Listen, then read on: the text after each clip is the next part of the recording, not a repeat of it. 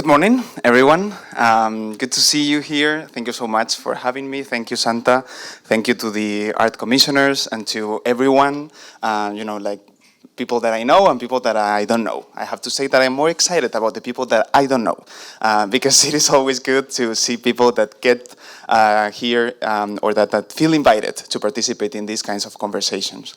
And before I start actually with the talk, your neighbors are also artists, I have to say that I am so excited about being in this space.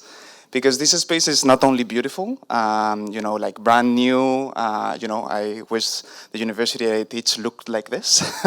But also I think it is quite a metaphor of the topics that we are going to be discussing today.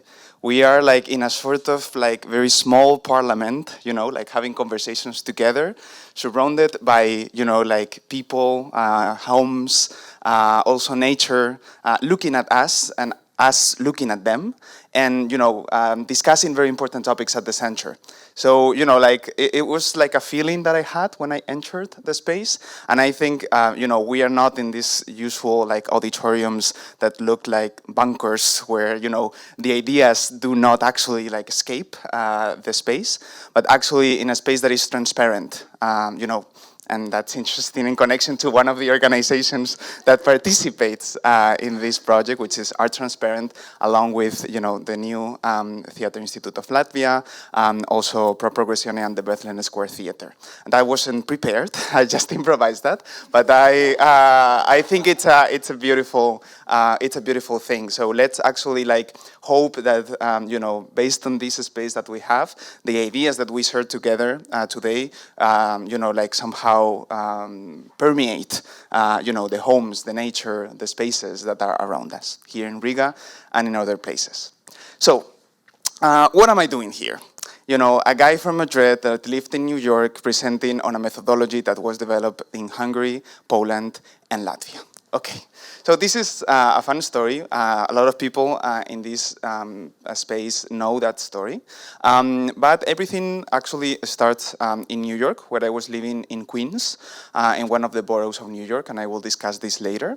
When I was in charge of a program run by the Queens Council on the Arts, one of the 5 city arts councils, there was a program about inviting community members, thank you so much, about inviting community members into participating in arts management and in arts funding, arts commissioning.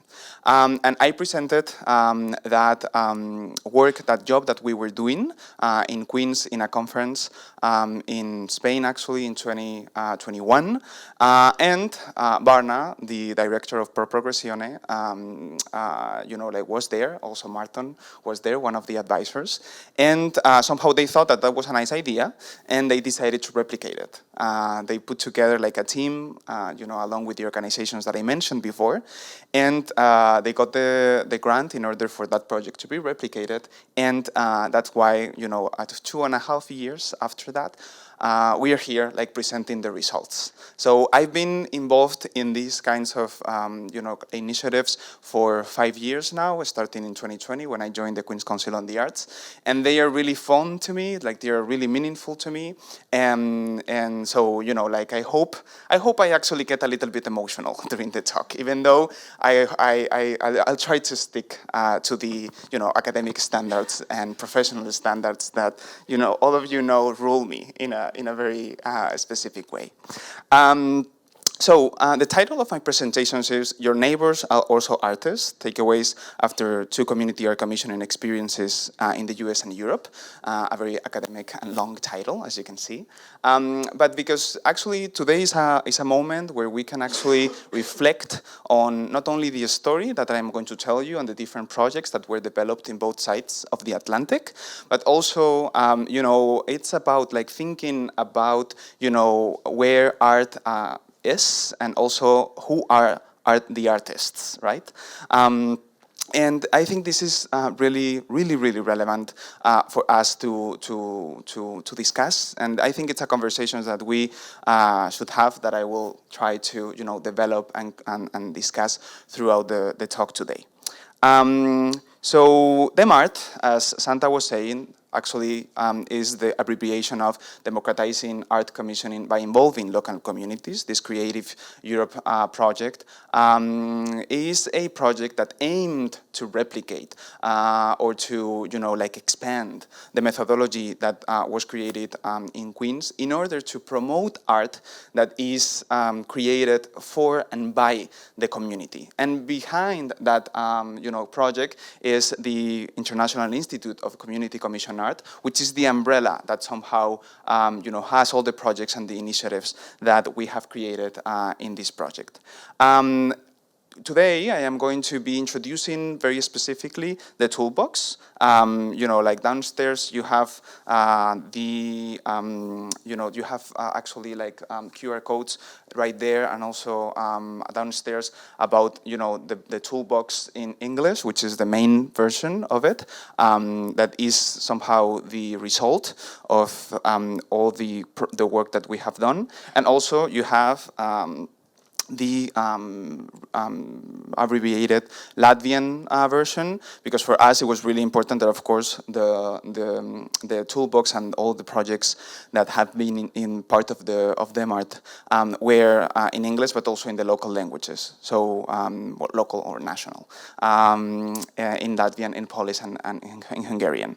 So here you have like a shorter version of the toolbox, but at the very end you have a QR code that takes you to the digital version of the English version, just in case you want to explore a little bit more in English. So today I'm going to, this is going to be sort of a presentation / book launch, where I'm going to actually discuss the content of the book as well. So it's important and meaningful and useful for you to actually, like take this to your own communities and to your own places.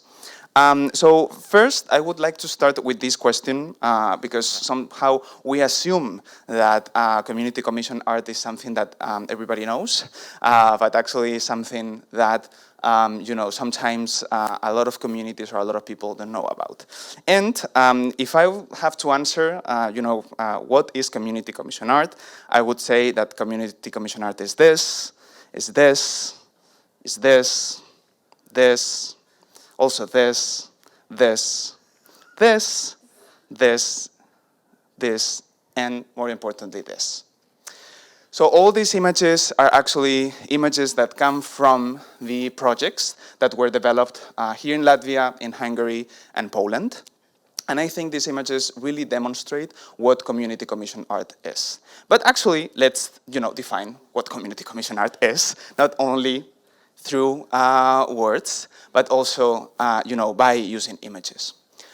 We are used to thinking that art commissioning is something that only privileged people or institutions can do, right? Until the late 19th century, art was commissioned by institutions, by monarchies, by states, by powerful people with money and with power.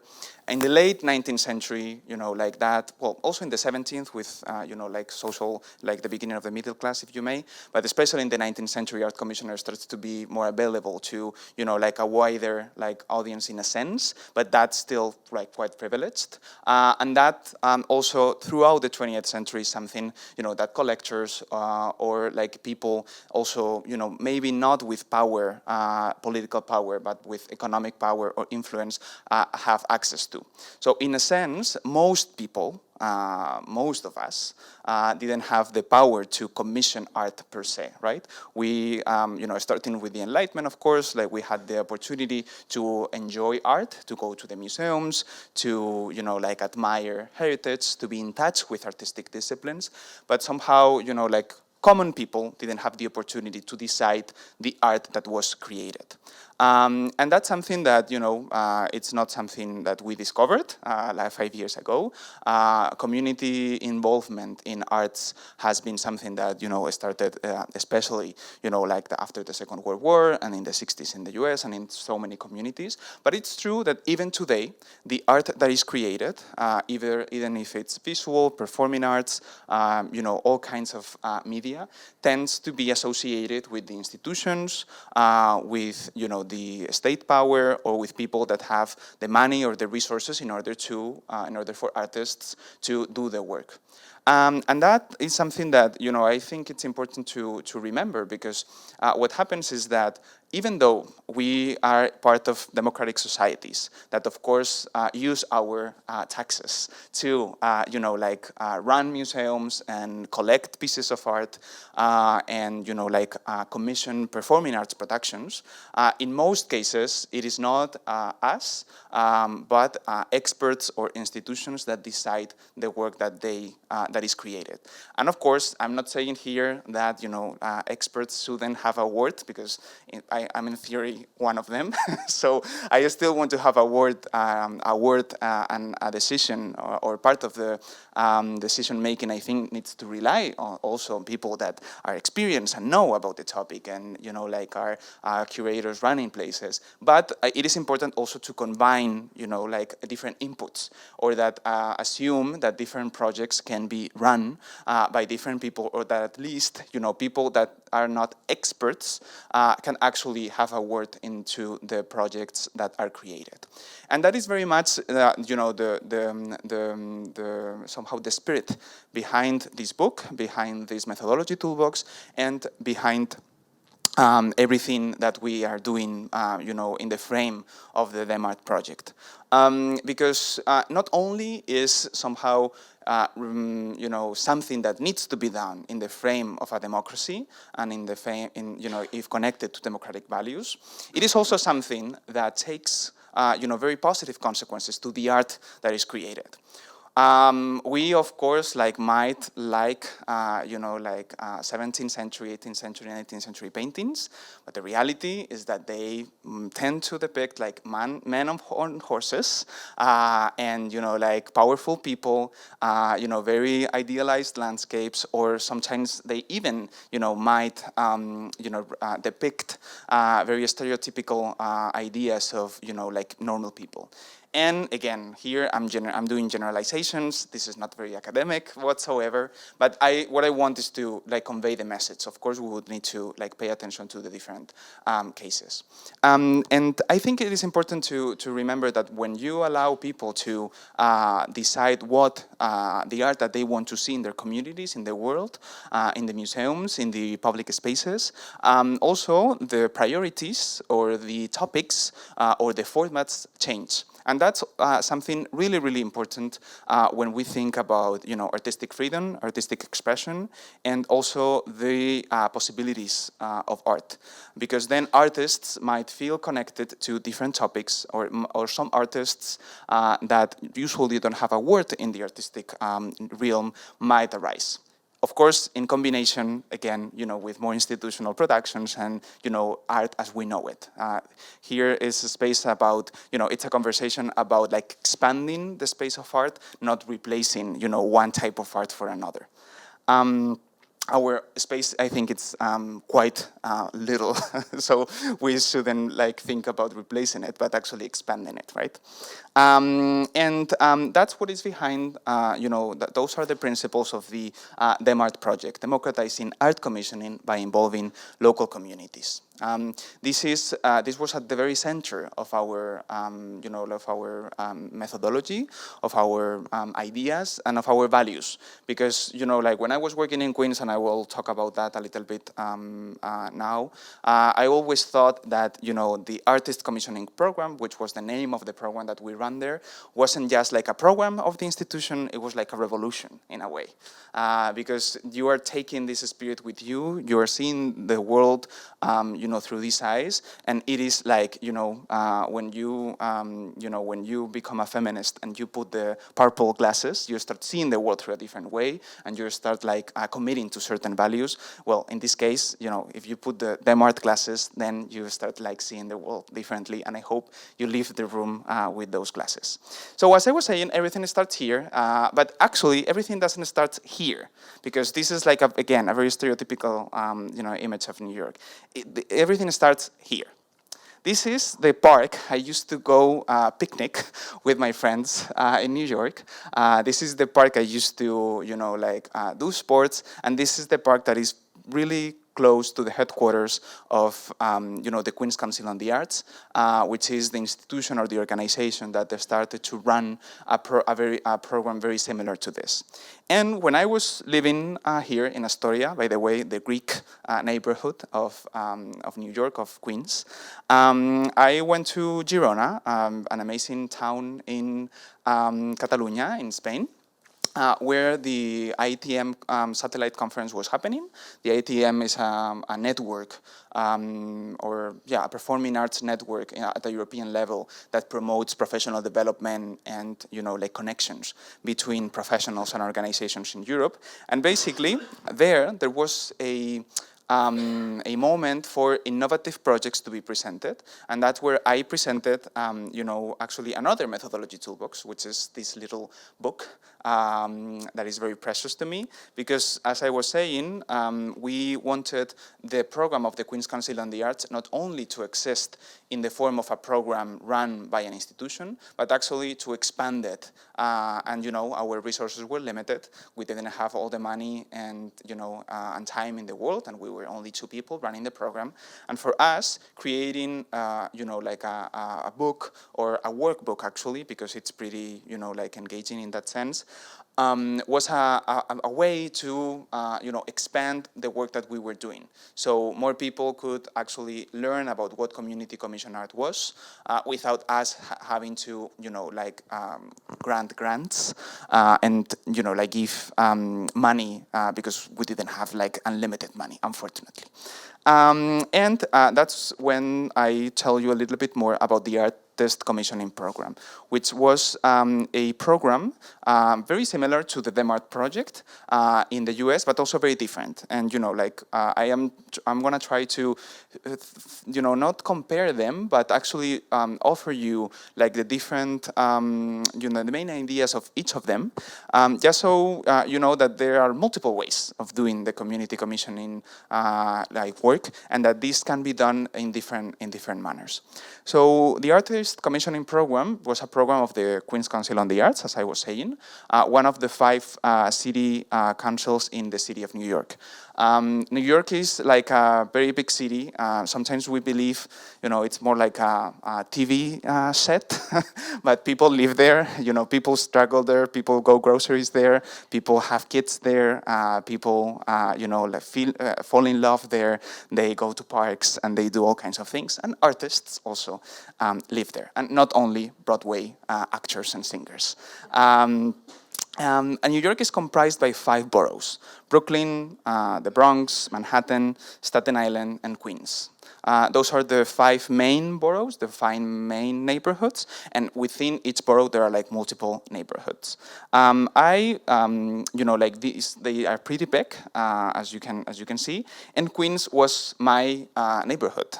By chance, when I moved there to start my master's and my PhD, I ended up in a house in Astoria just because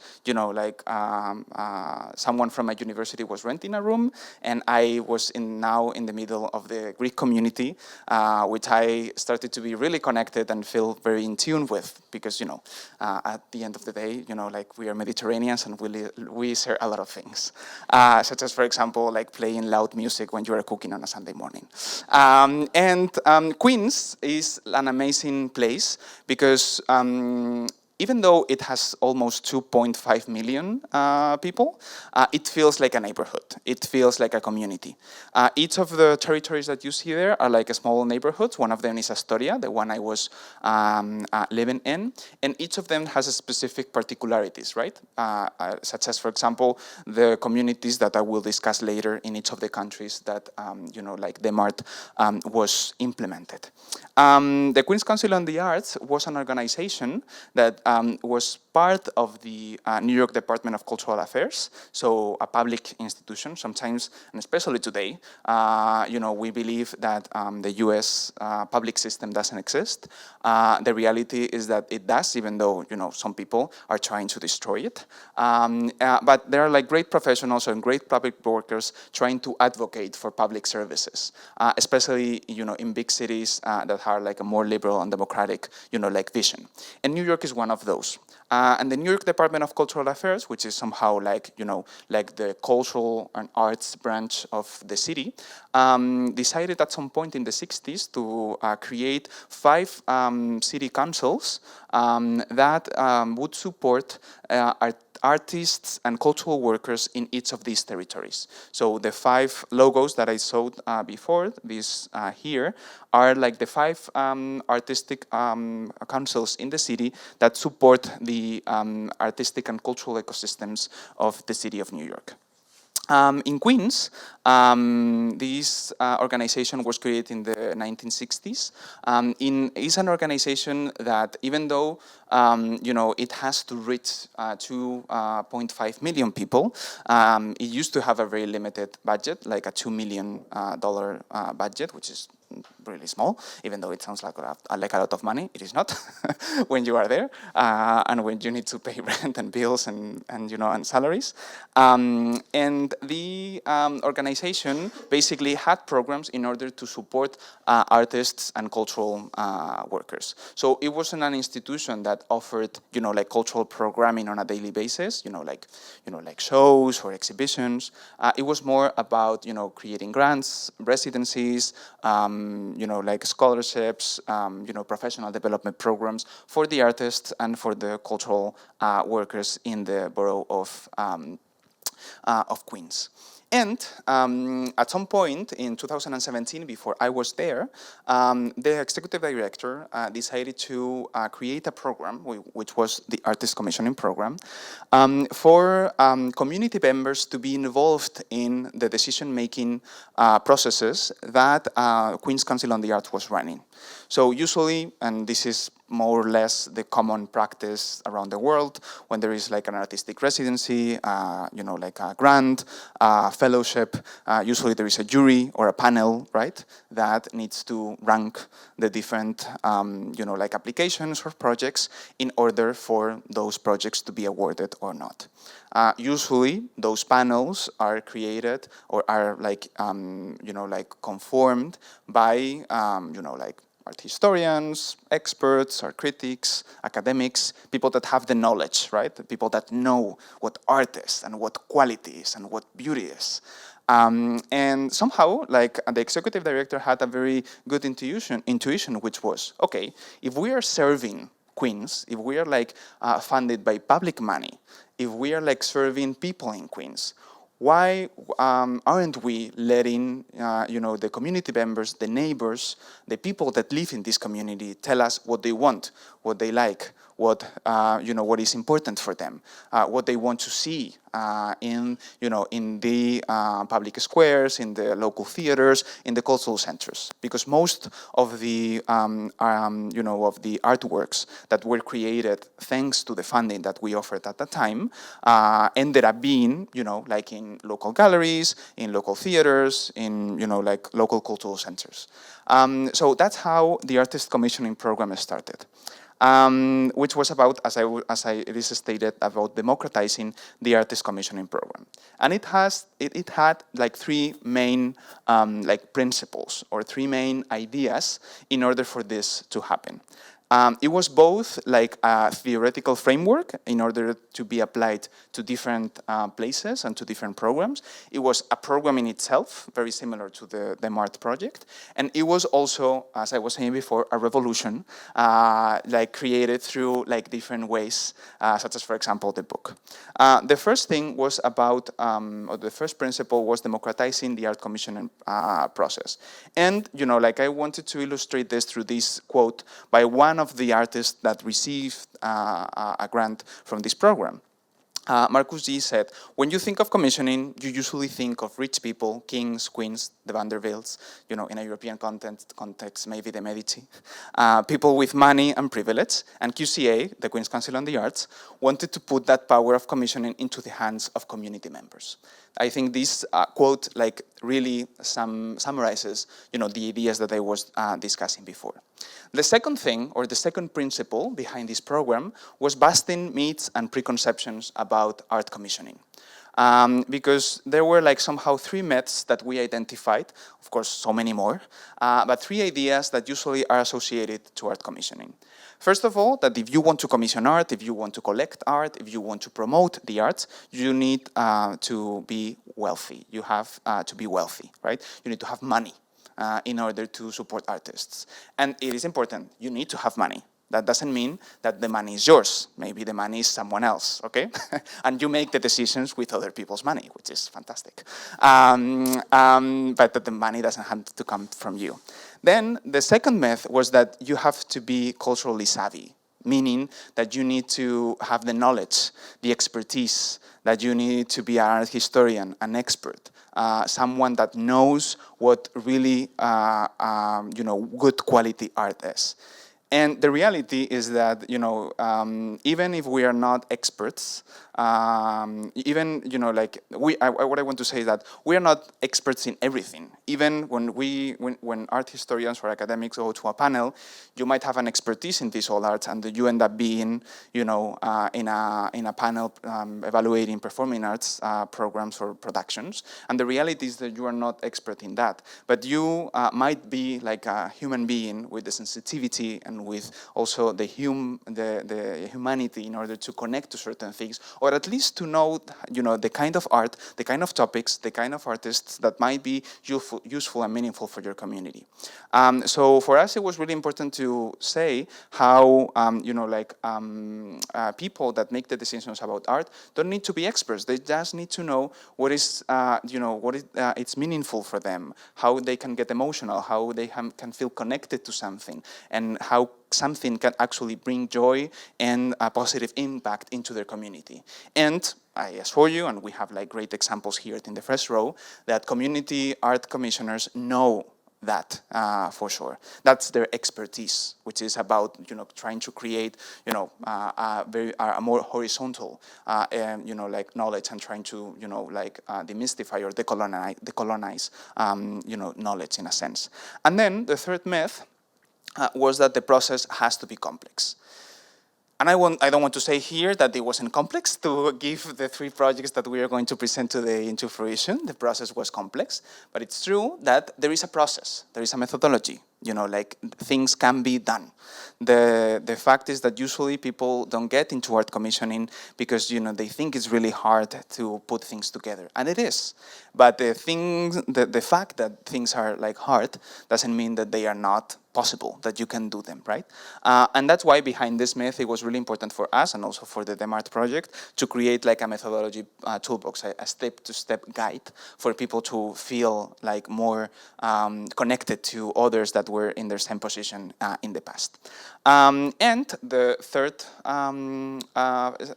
section, very much connected to the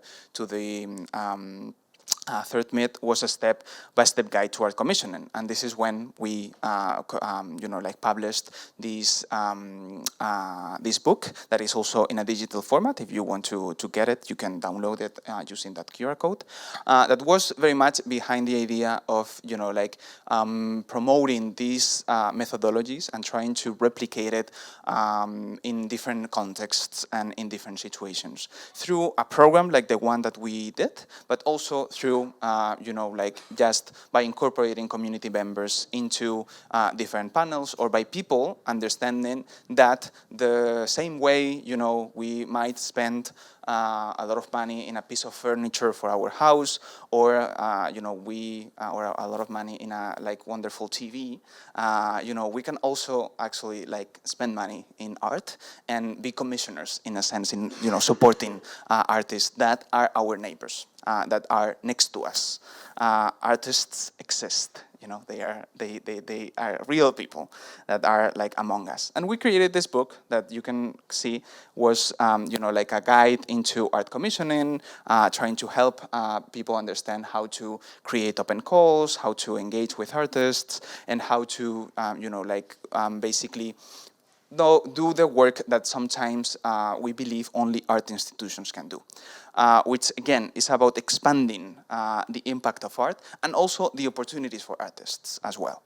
Because something that we also need to say is that, you know, more and more opportunities for artists are, you know, like are not that available, or, you know, like there are a lot of cuts in funding, in arts funding, you know, throughout Europe and in the world. And it is important too that, you know, as members of the civil society, we also, you know, take responsibility of not only supporting them through our taxes and through the public funding, but also, you know, knowing that the same way we support our local stores, you know, our local businesses, our local restaurants, we can also support our local artists. And this is, you know, the artist commissioning program and how it came into fruition. The process was very similar to what we did in DemArt.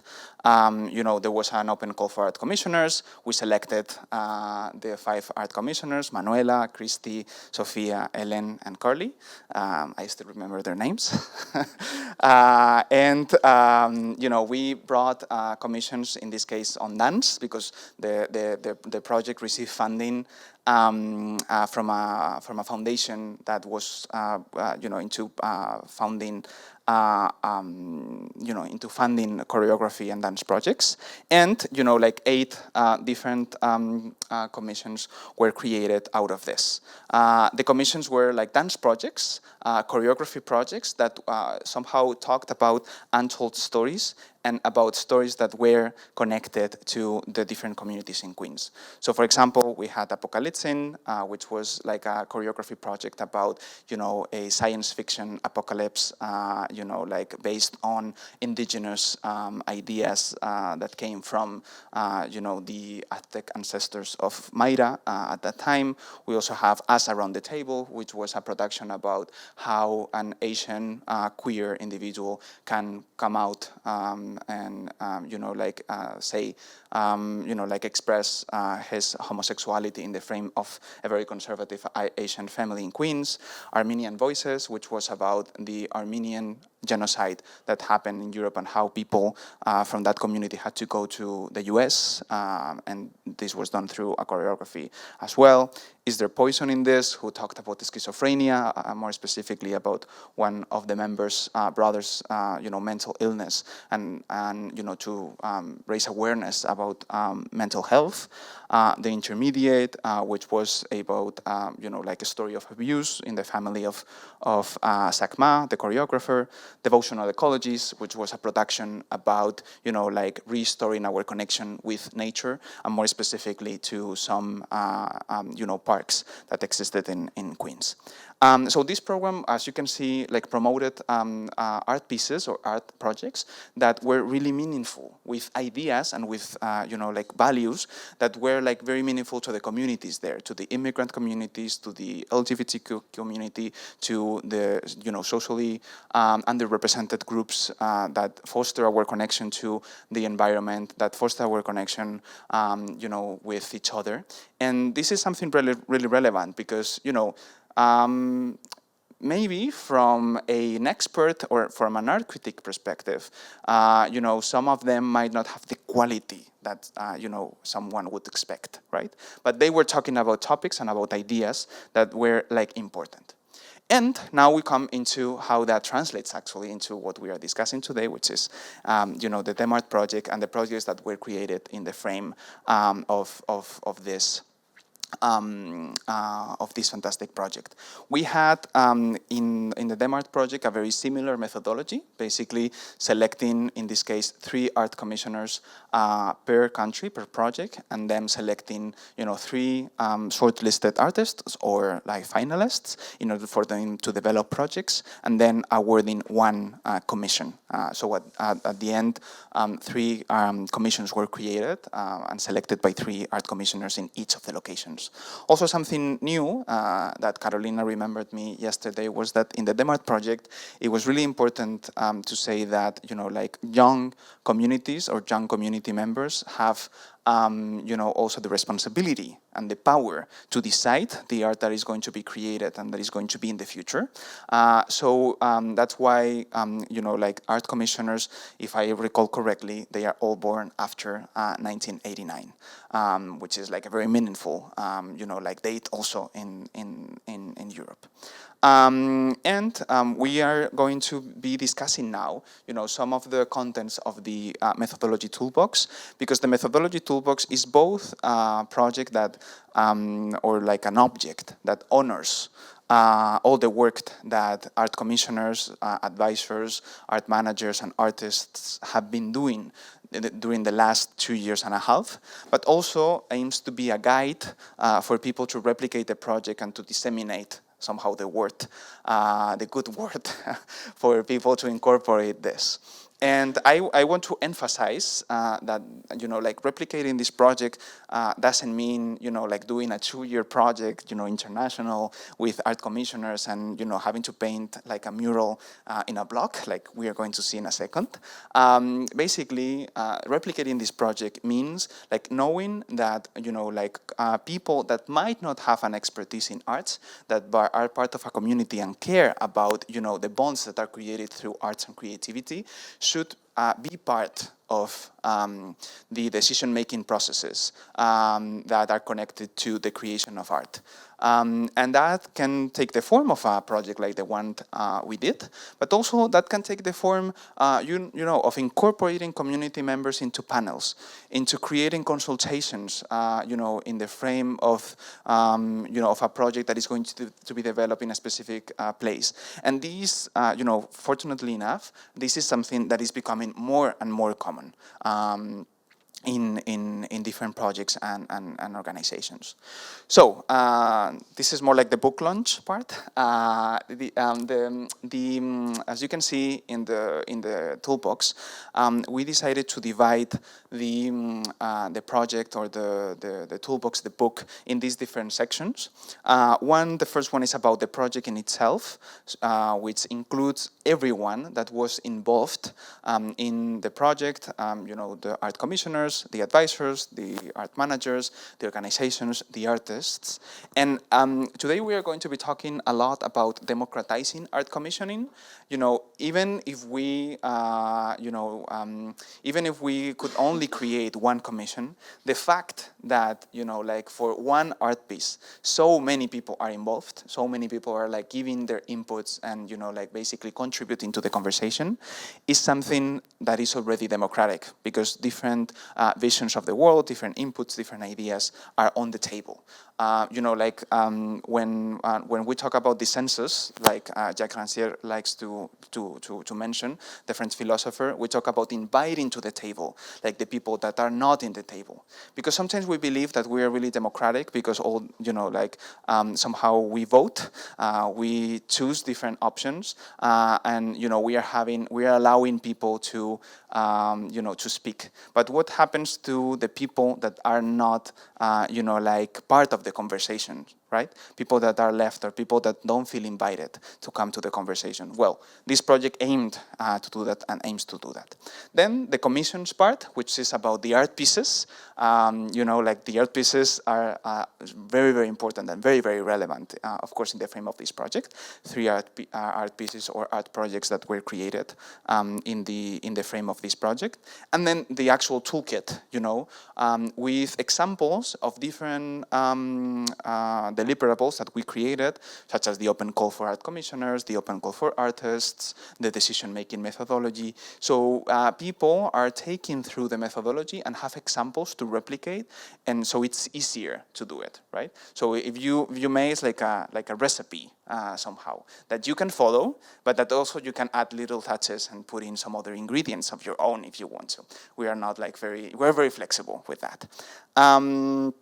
As I was saying, this project is done by this organization, the Valtuen Theatre, Pro Progressione, both in Hungary, the New Theatre Institute of Latvia here in Latvia, and Art Transparent in Poland. And I have to say that, you know, like the three organizations somehow, even though the three of them developed like different projects, at the end of the day, and yesterday we were discussing this in Kuldiga, one of the locations, they somehow, you know, had a very, you know, like the same idea in its heart, which was about serving as a space for people to contribute to the communities that they selected or that they decided to do the project in. And these communities, or sorry, these organizations, and again, I'm coming back to the idea of being able to, you know, alternate different ways of arts programming and arts projects. They have their own programming, artistic programming, you know, like the New Theatre Institute of Latvia here organizes the Humanities Festival, and the, you know, different takes on art are possible. It's not about one or the other. Sorry, because, you know, like you're not reading anything, but you believe me, this is the journey that takes us to the different stages. You have it on the QR code, so you can take a little look at that. It's a journey of 2 years that started in 2023.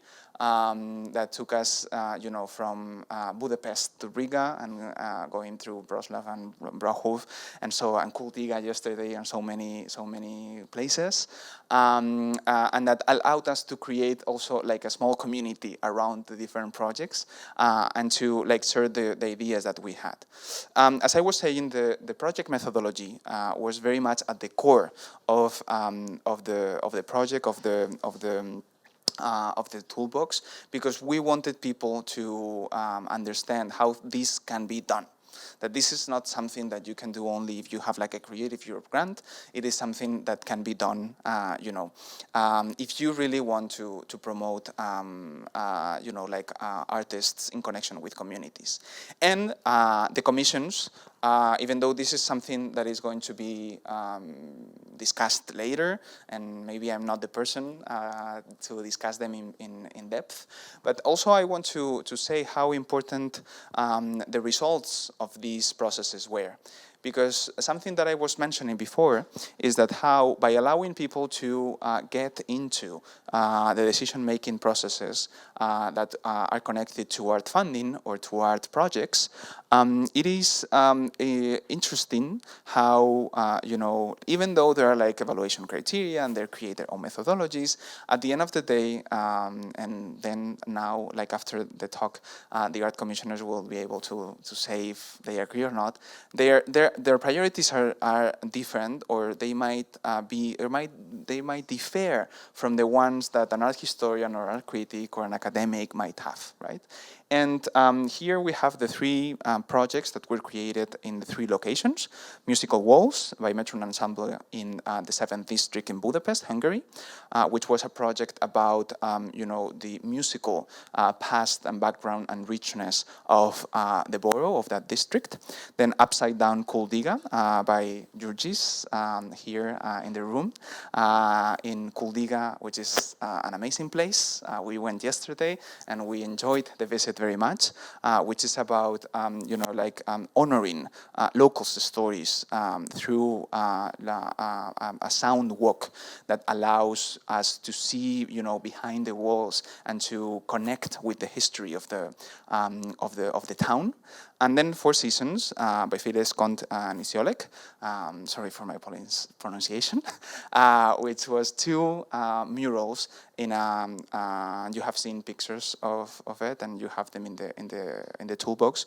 Two murals that were created in a block of houses in Brahov in Poland. You know, a block that is inhabited by people, you know, with social issues, and that these murals depict the people that live in those blocks in order for them to feel represented and to like honor them as well.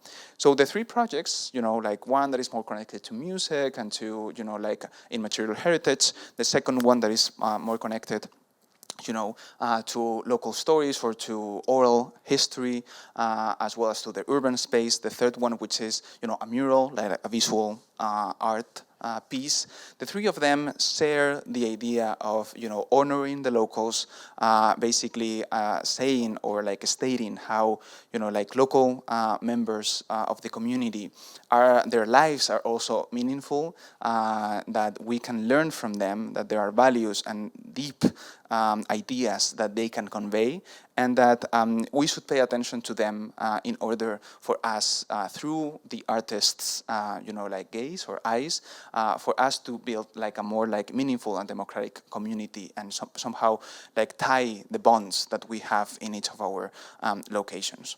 And then something that we created is this toolkit with different QR codes that take you to these examples that I was mentioning. So a code of conduct that we created in order to create a safe space for all the members of the project to feel safe, a letter to the municipality in order to promote this kind of project, like at a public level as well, like an open call for art commissioners, also a curriculum training that we had, an open call for artists, the artist application form, or the decision-making methodology. These are things that, again, take them as a recipe, knowing that we always, in the frame of a recipe, we have our own taste, and we might like things, a little bit saltier, or we might be fans of butter rather than olive oil. Not my case. But what we might add changes throughout the way, right?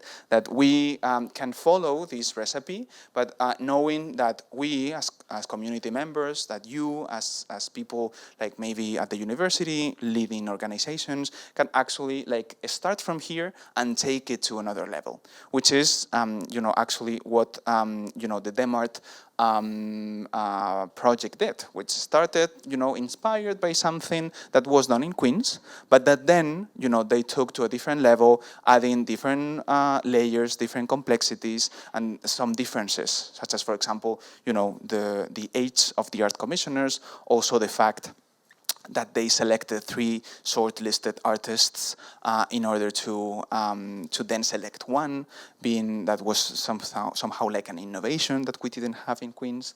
And in a way, now we believe, and this is how the toolbox ends, that now it is your turn, it is our turn, because I hope this doesn't finish here. I hope like in another 3 years I'm giving like a similar talk, maybe in Italy or somewhere else, in order for us to continue, with this methodology and to keep basically, building on all the work that we have done, and that more and more art is created through this methodology.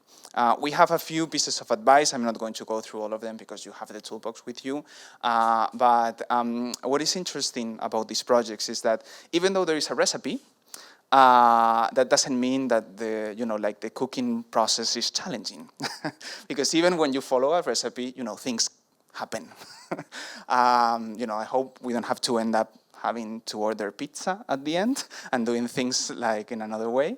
But somehow, throughout the process, a lot of challenges come, because when you do things differently, when you incorporate new ideas, new people that might not be used to being in an arts context, when you engage with artists that are not maybe used to participate in these kinds of processes, when you do things differently, of course, like you are not in the framework that allows things to happen, in a like professional manner, things happen and challenges occur. And I think that's, even though, of course, in the moment you want, you're like very anxious about the obstacles and the things that happen, at the end of the day, that's not something that it's, like our fault.